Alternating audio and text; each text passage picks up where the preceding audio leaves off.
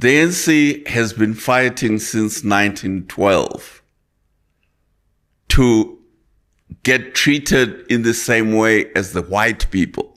After many decades, it eventually succeeds to become the government of the country.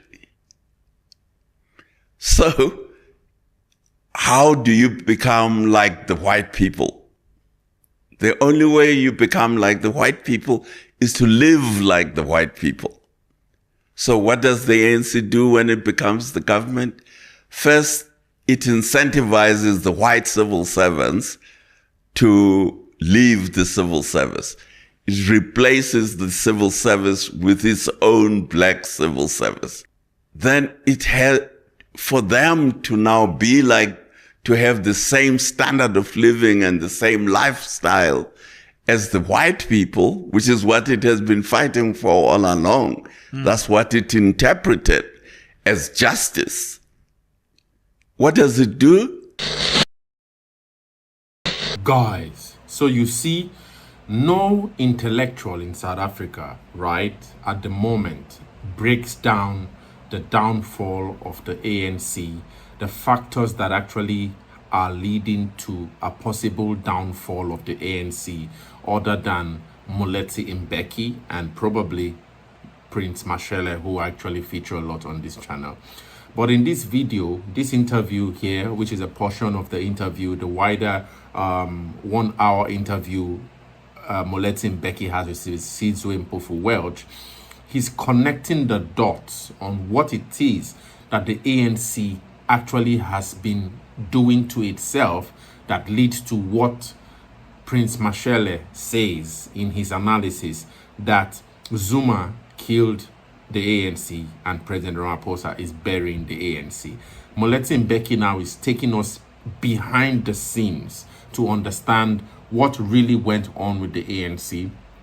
It begins with Sizwe Mpofu-Welch asking him why it is that the ANC seems not to be able to shake itself off the rabbit hole it seems to be going, and it appears to know that it's going down this rabbit hole, but it's unable to just turn back and escape or leave. Moletti Mbeki is actually explaining really in depth, and this is for me the most clear explanation of the contradictions that actually seem to herald or engulf the identity of the ANC. In other words, he actually begins with the fact that it appears that on the cusp, at the cusp of the ANC's revolution against the apartheid government, the objective they sought to have in South Africa was to probably generate or cultivate a black populace that would live in the exact same way, with the exact same quality of life that they had observed the white South Africans living prior to the demise of the apartheid government from 1994 onwards. And what happened was that when they took power, this is now the analysis from Moletti Mbeki, but you'll be watching the video yourself. It's so interesting for me. I really just have to recap.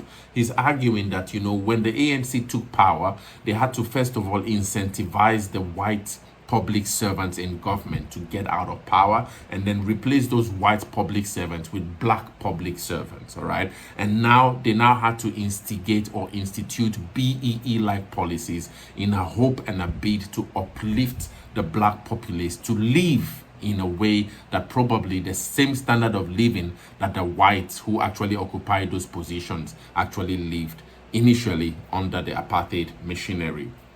Now, it appears as though that they didn't envisage the amount of work and productivity that the whites who actually maintain this kind of life had put in. And so in order to, so to speak, live on that same level, they had to inflate the salaries of these new black elite, so to speak, that had actually now occupied these public servants. And then with the BEE policies, then building what many in the analysis have called so to speak, a black middle class, all right, a new middle class, and then a lumpen proletariat, which is now the black populace in themselves, whom have been promised that they would have the same quality of life that the whites had with this so-called BEE-like policies. But along the line, it appears as though that the whole policies and the whole thing the ANC had put in place, the machinery, had only continuously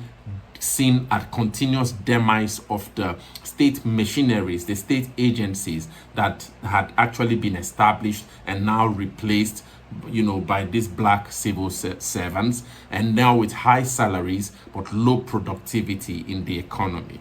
And what then do they have to do to maintain these high salaries and keep the system running? Somehow tax has to be increased. Now they increase the tax for the black lumpen proletariat who they represent, so to speak, and have promised to uplift their living, their standard of living, to the level of the whites, to which they are now representing at the level of the public service. But then this whole dynamics doesn't seem to be working, to the point where today we have a major black majority at the helm of things, in the collection of things like SASA and these benefits, high unemployment rates. If I listen to the economist, I don't remember his name now. He speaks about the economy growing at 0.6. I think Mbeki even also argues that the economy might be growing at a rate of 0.6%. Low productivity, high wages, large public service, and now the people are slowly becoming aware that these promises of this BEE,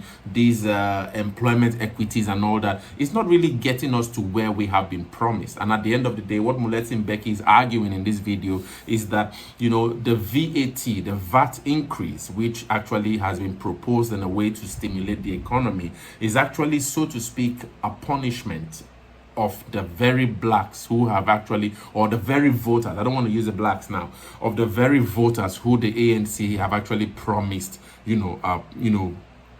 these promises earlier on. And now the voters themselves seem to be clamoring that they actually seem to be tired of BEE-like policies. They seem to be tired of this whole,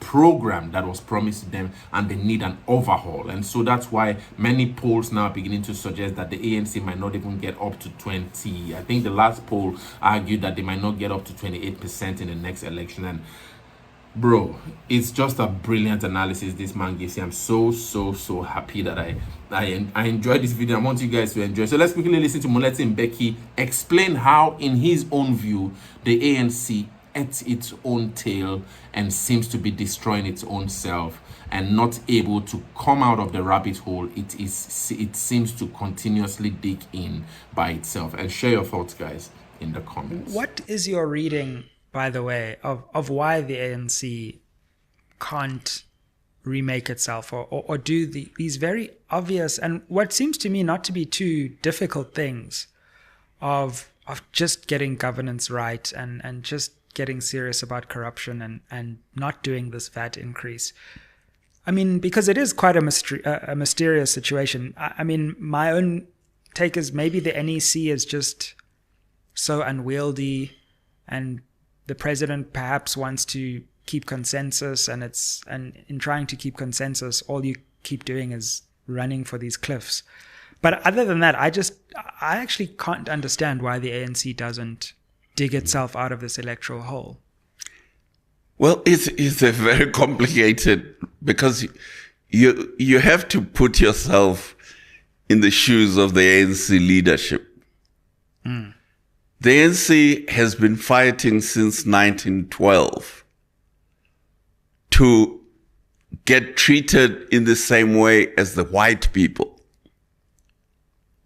That's really what the ANC has been fighting for. Now, after many decades, it eventually succeeds to become the government of the country. So, how do you become like the white people? The only way you become like the white people is to live like the white people. So what does the ANC do when it becomes the government? First, it incentivizes the white civil servants to leave the civil service. It replaces the civil service with its own black civil service, with its own, actually African, let's be more accurate, with his own. But having put them there, then it had, for them to now be like, to have the same standard of living and the same lifestyle as the white people, which is what it has been fighting for all along. That's what it interpreted as justice. What does it do? It inflates the salaries for its cadres who are in the public service. But now, and then it passes laws like black economic empowerment to say, you, the private company, you have to give my cadres, my people, these privileges, that privilege, this much wealth and that much wealth. But what they are not saying is that actually it is dividing their own constituencies. Because not all of us can be highly paid civil servants. Not all of us can get BE deals from so-called white-owned companies. So a new class amongst the Africans starts to emerge, a privileged class of the BE tycoons, which we used to call the usual suspects, like our president, who were the beneficiaries of these BE deals and became billionaires. I mean, they were actually not producing anything. They were riding on the back of the struggles of the millions of South Africans. Sure. Yeah. So they created a narrative that if I become a billionaire, somehow you benefit. Now the people are realizing that actually they benefit and we don't benefit. Yeah. But now it's very difficult to move yourself out of that. So they've captured the state. The ANC government has the ANC has captured the state. It is paying its civil service phenomenal salaries. But to pay those phenomenal salaries, you have to tax the economy. So the economy is unable to create new jobs because you are taking away the resources that it needs and giving them as high. So the unemployment is going up and up. But these are the same people you want to vote for you. But you are making them more unemployed. You are making them more poor. And now you pass a VAT law to increase VAT by 2%. So you have some sob story about how it won't affect you and so on. So that's the trap which the ANC has caught itself in. Now, what the ANC needs, if I can suggest, is a Deng Xiaoping. Absolutely. Couldn't agree more. You see, the ANC needs a Deng Xiaoping. Deng Xiaoping was a communist, one of the top communists. I think he was trained in France by the French Communist Party. And he was a big follower of Mao Zedong. He was one of the military commanders of the communist armies during the Long March and during the revolution. But he realized that the economic policies of state-owned, of the state owning every business were not working. Were not working in China. So he had to fight Mao's appointed successors. There was a group called the Gang of Four. He had to fight the Gang of Four, and it was very ugly, which included Mao Zedong's wife.